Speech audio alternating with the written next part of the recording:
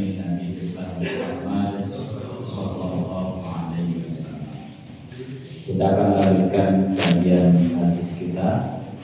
Kita buka dengan melafalkan basmalah. Bismillahirrahmanirrahim. Hadis yang ke-556 berdasarkan penomoran Kitabul Marah. Wa an Abi Hurairah radhiyallahu anhu, dan dari Abu Hurairah radhiyallahu anhu, semoga Allah meridhai padanya, fi kiswatil mar'ati, tentang kisah atau riwayat atau cerita seorang wanita allati kanat, yang biasa taqumul masjidah, membersihkan masjid. Qala, kemudian Rasul bersabda, Qala, kemudian Abu Hurairah berkata, fasa'ala anha Nabi sallallahu alaihi wasallam, lalu Nabi bertanya tentang wanita tersebut, karena ketika Nabi datang, Nabi tidak bertemu dengan wanita yang biasa membersihkan masjid. Faqalu, kemudian mereka menjawab, para sahabat menjawab, mata, wanita tersebut telah meninggal dunia. Faqala, kemudian Nabi bertanya, afala kuntum adantumuni, kenapa kalian tidak memberitahukan padaku? Faka'annahum, seakan-akan mereka saghharu amroha, menganggap orang tersebut biasa-biasa saja. Faqala, kemudian Nabi bersabda, duluni, tunjukkan padaku ala qabriha, di mana kuburnya. Fadalluhu, kemudian para sahabat menunjukkan kepada Nabi kuburan wanita tersebut. Fasolat, kemudian Nabi sholat alaiha, di atas kuburan tersebut. Muttafaqun alaih. Kemudian ada hadis yang semakna dengan hadis ini. Wazada Muslimun, kemudian Imam Muslim dalam kitab Sahih Muslim menambahkan, sumaqala, kemudian Nabi bersabda, inna hadhil kubura, sesungguhnya kuburan-kuburan ini makhluqatun zulmatan, diliputi dengan kegelapan ala aliha, atas orang-orang yang ada di dalam kubur tersebut. Wa innallaha, dan sesungguhnya Allah, yunawwiruha, Allah menerangi kuburan-kuburan tersebut, lahum, bagi mereka, bisolati alaihim, dengan sholatku ini atas mereka. Hadis ini menjelaskan tentang ada dulu seorang wanita yang biasa membersihkan masjid, mengurus masjid, marbot mungkin ya. Jadi ternyata dulu juga sudah ada yang biasa membersihkan masjid. Lalu kemudian suatu saat Nabi bertanya karena tidak melihat wanita tersebut. Ketika Nabi bertanya, para sahabat, dijawab oleh para sahabat bahwa wanita itu telah meninggal. Lalu kemudian Nabi bertanya, kenapa kalian tidak memberitahukan pada aku bahwa wanita tersebut telah meninggal? Lalu kemudian dalam hadis lain menjelaskan bahwa meninggalnya malam hari, mereka khawatir tidak enak kalau harus membangunkan Nabi, sehingga kemudian dikuburkan pada malam hari itu juga. Dalam riwayat yang hadis ini sebenarnya aslinya panjang teksnya, tapi oleh Imam oleh Ibnu Hajar Al-Asqalani kemudian disingkat jadi pendek. Lalu kemudian Nabi meminta untuk ditunjukkan kuburannya, atas ditunjukkan. Nah, Nabi kemudian sholat di atas kuburan. Nah, para ulama berbeda pendapat terkait dengan hukum sholat jenazah di atas kuburan. Karena ada beberapa hadis melarang, tapi ada hadis juga yang menjelaskan tentang praktek Nabi mensolatkan jenazah di atas kuburan. Hadis-hadis yang melarang sholat di kuburan itu misalkan seperti hadis yang menyatakan al-ardu kulluha masajid illal maqbarah wal hammam. Bumi itu seluruhnya adalah masjid, artinya bisa dipakai untuk sholat. Illal maqbarah wal hammam, kecuali kuburan dan kamar mandi. Nah, boleh sholat di kamar mandi, terlalu sergap misalnya. Masjid aja enggak, malah kamar mandi sholat. Jadi semua bumi itu bisa dipakai untuk sholat. Ketika orang safar, sholat dimanapun. Ketika tidak mendapatkan masjid, maka dia bisa sholat dimanapun.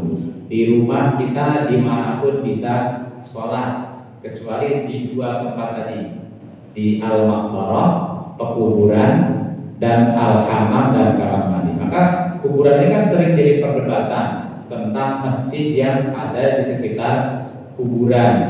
Walaupun kalau masjid-masjid di Jogja itu, terutama yang Sultan Bron, kan rata-rata masjid depannya kuburan. Masjid gede, Pakuncen, Karangkajen, terus mana di Gedong Kiwo apa itu, Dukuh. Itu bahkan saya pernah ngisi iktikaf di daerah Kasihan Gandul atau mana ya? Itu masjid di sekitarnya kuburan. Jadi dikelilingi kuburan itu masjid pinggir jalan, tapi kanan kiri depannya kuburan semua. Jadi kalau untuk iktikaf pas itu. Kalau malam hari pas kayak uji nyali. Nah, jadi itu kan terjadi perbedaan pendapat tentang kebolehan dan tidaknya. Walaupun bagi kita kan masjid itu tidak ada di dalam kuburan, ada batas antara masjid dan kuburan. Jadi masjid itu tidak masuk di area kuburan. Jadi larangan membangun masjid di kubur itu dulu berasal dari para orang-orang Yahudi dan Nasrani yang mereka biasa menjadikan kuburan-kuburan para rahib, pendeta itu kemudian dibangun masjid di atasnya, atau mereka dikubur di dalam masjid. Nah, seperti praktek di kita juga ada kan yang kemudian di dalam masjid ada kuburannya dan sebagainya. Ini praktek dulu, maka kemudian Nabi melarang menjadikan kuburan sebagai masjid. Janganlah kamu jadikan kuburan sebagai kuburan sebagai masjid, karena kuburan dipakai untuk ibadah. Nah, jadi karena dilarang sholat di kuburan. Kemudian ada hadis lagi yang secara tegas, la tusallu ila kubur wa la tajlisu 'alaiha. Jangan kamu sholat di kuburan dan juga jangan duduk di atas kubur. Kalau kita sedang mengantarkan jenazah ke kuburan, kan kita tidak boleh duduk-duduk di kuburan. Walaupun kemudian di kalangan ulama sendiri berbeda pendapat terkait dengan haram dan dinyatakan makruh. Nah, itu ada ikhtilaf juga di sana. Tapi hadisnya menyatakan seperti itu, nggak boleh sholat dan juga duduk-duduk di atas kubur. Dan juga terdapat beberapa hadis yang menyatakan la tusallu baina, ada menyatakan bainal kubur, di antara tidak boleh sholat di atas sela-sela kuburan. Tetapi kan bukan masalah selanya, tetapi dia sebenarnya berada di dalam kuburan. Nah, itu hadis-hadis yang melarang sholat di kuburan. Tetapi juga satu sisi ada hadis yang menjelaskan Nabi sholat di atas kubur. Contohnya seperti hadis ini. Kemudian satu riwayat lagi, Nabi suatu saat berjalan dengan para sahabat sampai di suatu kuburan terpencil. Lalu kemudian Nabi sholat di situ, sholat atas jenazah itu. Terus para sahabat bermakmum di belakang Nabi. Ada lagi kuburan yang dalam riwayat yang baru satu malam dikuburkan, kemudian Nabi esok harinya sholat di atas kuburan dengan para sahabat. Nah, jadi ada dua kelompok hadis, satu kelompok hadis tentang larangan sholat di kuburan. Tapi dalam riwayat lain ada praktek Nabi, penjelasan Nabi yang Nabi ternyata sholat jenazah di kuburan. Nah, di kalangan ulama ada yang melarang karena ada hadis tadi. Nah, sebagian ada yang membolehkan karena ada praktek. Nah, kita dihadapkan pada dua kelompok tadi, satu melarang, satu praktek. Sebagian ulama ada yang memahami kedua kelompok hadis dengan menggunakan ta'arudul adillah. Ta'arudul itu dianggap bahwa hadis ini kontradiktif, maka kemudian harus dilakukan pendekatan bagaimana supaya bisa ada kesimpulan apakah dilarang atau dibolehkan. Maka biasanya kalau pakai ta'arudul adillah yang seperti pernah saya sampaikan di awal ketika kita membahas tentang metodologi istinbat hukum yang mungkin sekarang sudah lupa ya. Ta'arudul adillah itu dilakukan dengan 4 pendekatan. Yang pertama al-jam'u wa taufiq, atau istilah Imam Baihaqi dengan istilah tariqatul jama'i. Jadi mengkompromikan, bisa nggak hadis ini dikompromikan antara hadis larangan dengan hadis yang justru ada pelaksanaan, ada praktek. Kalau tidak bisa dilakukan, maka dilakukan nasikh dan mansukh, mana yang datang duluan, mana yang datang belakangan. Kemudian kalau masih tidak bisa dilakukan tarjih, dilakukan tarjih mana yang lebih kuat dari dalil itu. Nah, kalau kemudian masih tidak bisa, yang terakhir ditawakufkan, ya dibiarkan sajalah apa adanya, tapi nanti sambil melakukan penelitian. Tapi ada, cuma kalau dilakukan dengan pendekatan ta'arudul adillah, itu masalahnya ini antara larangan dan pelaksanaan, bahkan ada sampai mengharamkan. Jadi satu mengharamkan, satu membolehkan. Itu kalau nanti larinya ke tanawuh fil ibadat, itu menjadi tidak mungkin, karena kan satu dilarang, satu dibolehkan. Gak mungkin tanawuh itu kalau kita memilih dua-duanya boleh, tapi kita memilih saja. Contohnya seperti kita mau, contoh mudahnya sholat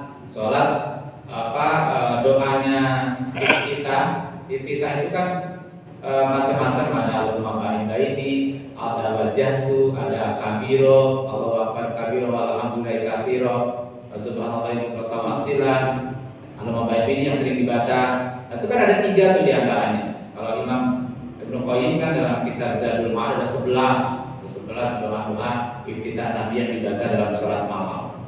Itu hadis-hadisnya sahih semua. Nah, dilakukan tanawu, jadi pilihan aja. Boleh memilih, boleh mau wajah boleh, kalau mau baik-baik boleh, kabiro juga boleh. Mana yang mau dibaca pilihan.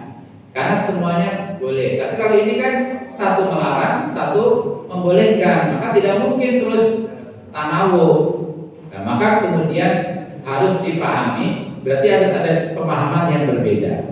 Ada yang membolehkan menggunakan kaidah fikih ikmalul kalam aula min ihmaliha, bahwa mengamalkan hadis itu lebih utama daripada membuangnya kalau hadis itu sama-sama kuatnya.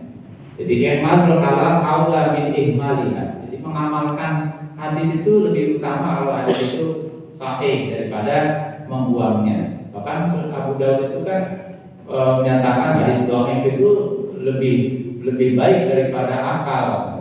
Makanya dalam Sunan Abu Dawud, Imam Abu Dawud itu kemudian mengutip juga hadis-hadis dhaifnya banyak juga dalam Sunan Abu Dawud. Karena Abu Dawud berpendapat bahwa hadis dhaif lebih baik daripada logika, daripada rasio.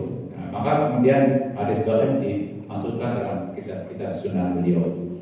Nah, jadi hadis ini kemudian dipahami yang membolehkan itu bahwa larangan hadis yang menyatakan al-ardu kulluha masajid, la tusallu fil kubur, wala tajlisu 'alaiha, dan wala tusalli bainal kubur, itu adalah larangan secara umum.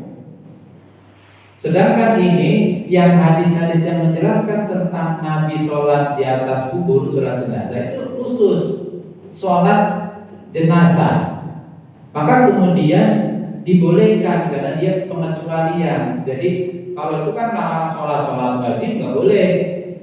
Kemudian datang ke kuburan untuk sholat duhur, subuh, asar, itu nggak boleh. Tetapi khusus, berarti di sini ada taksis, pengkhususan. Jadi ada lex spesialis, pengecualian atas dalil umum bahwa yang dimaksud larangan itu adalah larangan sholat secara umum. Tetapi ketika ada hadis ini, itu pengkhususan. Maka dalam sholat jenazah, bagi orang yang belum melaksanakan sholat jenazah, maka dia boleh melaksanakan sholat jenazah di atas kuburan. Itu cara yang membolehkan, cara mensolusikan, mencari, memahami dua kelompok hadis. Tadi yang satu melarang, yang satu membolehkan. Kelihatan ini lebih karena tidak membuang tadi. Jadi yang tadi berlaku secara umum. Kalau kita sholat wajib ya nggak boleh sholat di kuburan. Maka itu juga satu pemahaman dengan larangan membangun masjid di dalam kuburan. Nah, jadi satu tidak bertentangan dengan itu, sama. Jadi tidak boleh dengan hadis-hadis Nabi yang jangan kamu menjadikan kuburan-kuburan sebagai masjid. Itu satu pemahaman. Jadi yang dimaksud adalah larangan sholat secara umum kecuali sholat jenazah. Sholat jenazah itu bisa dilakukan di atas kuburan jika sebelumnya tidak memungkinkan untuk sholat jenazah. Kan kalaupun tidak kan selama sudah ada yang mensholatkan tidak ada masalah. Berarti kan hukumnya menjadi boleh-boleh saja. Toh ada yang sudah mensholatkan. Tapi kan praktek Nabi tadi, meskipun para sahabat sudah melaksanakan sholat atas wanita tersebut di malam harinya, Nabi juga masih melakukan. Berarti kan boleh aja orang yang belum melaksanakan sholat jenazah, terus besoknya dia melakukan sholat jenazah dan dia lakukan di atas kuburan. Nah itu mungkin pemahaman yang lebih moderat. Ya. Karena kalau di memahaminya tidak boleh seperti beberapa ulama yang melarang, berarti kan harus membuang hadis, bahwa hadis ini berarti tidak diterima hadis-hadis praktek Nabi yang Nabi pernah mensolatkan jenazah di atas kuburan. Padahal hadis-hadis itu juga, bahkan hadis ini muttafaq alaih. Kalau muttafaq alaih berarti diriwayatkan oleh Imam Bukhari dan Muslim. Artinya hadis ini ada dalam kitab Sahih Bukhari dan ada juga dalam kitab Sahih Muslim. Dan biasanya para ulama kalau hadis itu sudah diriwayatkan oleh Imam Bukhari dan Muslim, maka biasanya hadis itu diterima. Karena Imam Bukhari dan Imam Muslim itu termasuk orang-orang yang mutasyadiduna fil hadis, orang yang sangat ketat dalam menyeleksi hadis. Makanya hadisnya kitab Bukhari dan Muslim itu ditempatkan di nomor pertama, kedua, guru dan murid. Selanjutnya kitab-kitab sunan di bawahnya. Nah, kemudian termasuk kitab musnad. Nah kalau ini karena diriwayatkan Bukhari dan Muslim, berarti secara sanad itu insya Allah sahih. Di samping para ulama memang tidak ada yang mengkritisi sebagai doi. Misalkan seperti pentahrir kitab ini dalam catatan kaki menyatakan sahihun, kitab hadis yang sahih, berarti secara sanad itu tidak ada masalah. Orang-orang yang meriwayatkan hadis ini adalah orang-orang yang thiqah, orang-orang yang terpercaya. Maka tadi itu solusi yang moderat adalah cara pemahamannya antara am dan khos. Jadi yang tadi larangan secara umum adalah bagi sholat, semua sholat nggak boleh kecuali sholat jenazah. Sama dengan kalau kita dilarang sholat di 3 waktu kan, kecuali sholat jenazah. Nah sholat jenazah setelah subuh tuh sholat, setelah maghrib sholat, kan tidak ada larangan karena dia ada kekhususan. Nah itu namanya pengecualian. Setelah asar nggak ada sholat, karena yang sholat dimaksud ada sholat ba'diyah. Tapi ketika dia meninggal setelah sholat asar kan tetap sholat jenazah. Itu namanya pengecualian. Itu namanya lex spesialis. Itu namanya taksis, pengkhususan. Nah, selain Pak. Jadi karena ada sesuatu sebab orang datang ke masjid kapanpun, maka dia boleh sholat tahiyatul masjid karena bukan yang disunahkan bukan waktu, tapi karena sebab dia masuk masjid maka dituntunkan sholat tahiyatul masjid. Maka tidak ada waktu, mau habis asar mau masuk masjid tetap sholat tahiyatul masjid. Andai dalam sholat Idul Fitri tidak ada hadis menyatakan tidak ada sholat sebelum dan sesudah sholat Id. Tapi kalau sholat Idul Fitrinya di masjid, boleh saja dia sholat sebelum sholat itu tahiyatul masjid. Kalau di lapangan memang nggak ada tahiyatul medan, nggak ada sholat menghormat lapangan. Tapi kalau di masjid, kalau sholat idnya di masjid, maka orang bisa melaksanakan tahiyatul masjid walaupun hadisnya melarang la sholat qablaha wala ba'daha, tidak ada sholat sebelum id maupun sesudah id. Tapi kalau sholat di masjid ada hadis lain, kalau kamu masuk masjid maka sholatlah 2 rakaat. Nah, kan gitu. Itu cara memahami, mengkompromikan antara hadis larangan dan hadis perintah. Nah, kira-kira begitulah. Tetapi kalau nanti muncul perbedaan, paling tidak saya sudah menjelaskan tentang kalau ada yang melarang, yang membolehkan, kira-kira argumennya begitu. Nah, tinggal silakan aja memilih membolehkan atau melarang. Kalau melarang berarti ya nggak usah sholat. Tapi kalau membolehkan berarti ada orang yang sholat ya tidak usah dikomentari, kayak gitu aja tuh. Sederhana, karena sudah mengetahui ini yang boleh, ini yang tidak boleh. Itu terkait dengan sholat. Beberapa menjadikan dari ini sebagai sholat untuk dari sholat ghaib beberapa. Tapi sebagian tidak. Yang sholat menyatakan ini dari sebagai sholat ghaib karena jenazahnya nggak ada. Tapi yang tidak menjadikan ada di dalam, tapi ada di dalam kuburan. Itu juga ada. Nanti mungkin di ketika kasus hadis terkait dengan Raja Najasyi mungkin akan terbahas. Kemudian hadis berikutnya wa an Hudzaifah radhiyallahu anhu, dari Hudzaifah radhiyallahu anhu anna Nabi sallallahu alaihi wasallam, bahwasanya Nabi sallallahu alaihi wasallam karena adalah beliau melarang anin nahyi, meratap meratap.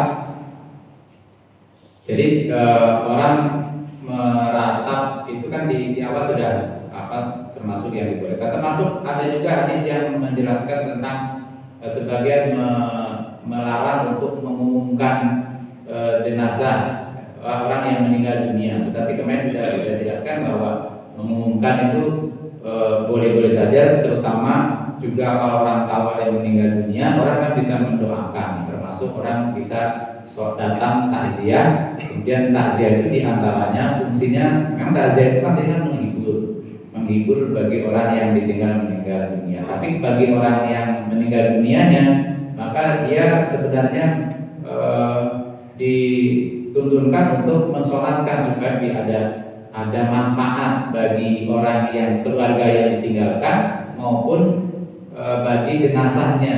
Jadi kedatangan kita ke tempat orang yang kena musibah itu mungkin keluarganya senang karena terhibur, tapi juga jenazahnya mendapatkan doa dari pentakziah. Maka sebaiknya ketika takziah itu mensolatkan, tidak sekedar datang saja. Wan Abi Hurairah radhiyallahu anhu anna Nabi sallallahu alaihi wasallam na'an Najasyiyah, mengumumkan, tadi larangan mengumumkan karena yang nahi, Nabi melarang mengumumkan jenazah. Tetapi dalam hadis yang kedua, wa an Abi Hurairah radhiyallahu anhu anna Nabi sallallahu alaihi wasallam na'an Najasyiyah, mengumumkan Raja Najasyi, wafatnya Raja Najasyi fil yaumi, pada hari alladzi matafi, pada hari di mana Raja Najasyi ini wafat. Wa kharaja bihi ila musholla, kemudian Nabi keluar ke tempat sholat. Fasoffa, kemudian Nabi sholat bersama para sahabat. Wa kabbara alaihi arba'an. Kemudian bertakbir 4 kali. Muttafaqun alaih. Jadi yang pertama hadis tadi melarang mengumumkan, larangan mengumumkan orang yang meninggal. Tetapi yang kedua, Nabi mengumumkan Raja Najasyi. Jadi mengumumkan dalam, jadi di kalangan ulama memahami mengumumkan di sini itu maksudnya kalau yang dilarang mengumumkan untuk membangga-banggakan. Tapi kalau mengumumkan dalam rangka untuk memberitahukan kepada keluarga maupun para tetangga atau masyarakat bahwa seseorang telah meninggal dunia, itu dibolehkan berdasarkan hadis tentang Raja Najasyi. Jadi satu tadi ada larangan, tetapi satu ada praktek persis seperti yang tadi, yang sholat di kuburan tadi. Ada hadis larangan, tetapi ada praktek. Maka kita harus mencari solusi tadi, cara memahami dua hadis itu supaya tidak diihmal tadi, dibuang hadisnya. Karena tadi ada kaidah fikih yang ihmalul kalam aula min ihmaliyah. Nah, maka berarti diboleh karena Nabi juga mengumumkan wafatnya Raja Najasyi. Jadi Raja Najasyi yang dia hidup di komunitas Nasrani, lantas kemudian dipastikan saat itu tidak ada yang mensolatkan, bahkan yang mengurusi jenazahnya.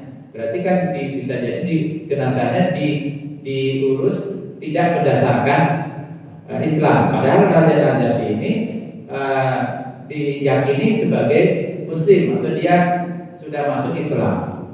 Lantas kemudian Nabi mengumumkan dan Nabi sholat untuk Raja Najasyi dengan takbir 4 kali. Nah, karena Raja Najasyi itu berada di Habsyah, kemudian Nabi berada di Madinah, berarti sholatnya Nabi itu sholat ghaib. Karena kan jenazahnya nggak ada. Nah, inilah dalil tentang kesunahan sholat ghaib, yaitu praktek sholat ghaib Nabi sholat jenazah di mana jenazahnya itu berada jauh, tidak ada di hadapan Nabi. Namanya sholat ghaib. Ghaib itu karena tidak ada di hadapan. Nah, cuma apakah kemudian semua jenazah itu boleh disolatkan ghaib? Ini juga ulama berbeda pendapat. Ada yang menyatakan tidak semua jenazah itu diperbolehkan disolatkan ghaib.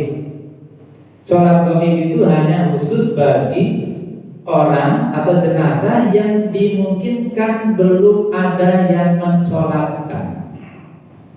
Nah, Raja Najasyi ini karena dia hidup di komunitas Nasrani, maka dipastikan tidak ada yang mensolatkan. Maka kemudian Nabi sholat ghaib untuk Raja Najasyi.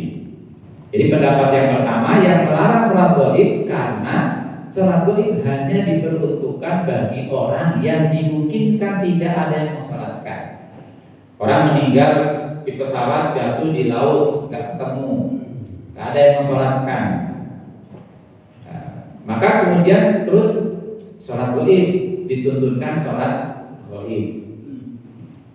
Karena dari yang kedua, argumen yang kedua juga tidak ditemukan riwayat para sahabat yang meninggal di daerah-daerah yang jauh dari Madinah, misalnya di Irak dan sebagainya, nggak ada praktek juga sahabat yang melaksanakan sholat ghaib.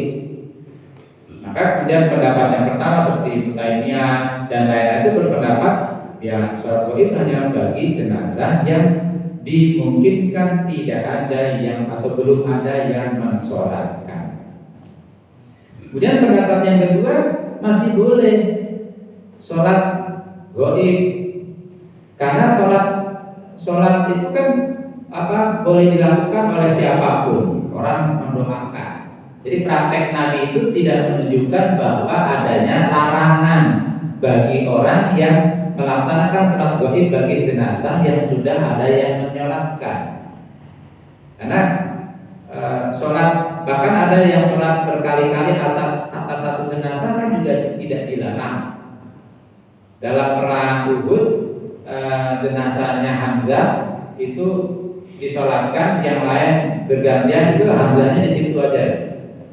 Nah, berarti ada kebolehan tadi pertanyaannya, boleh tidak mensolatkan jenazah lebih dari satu kali?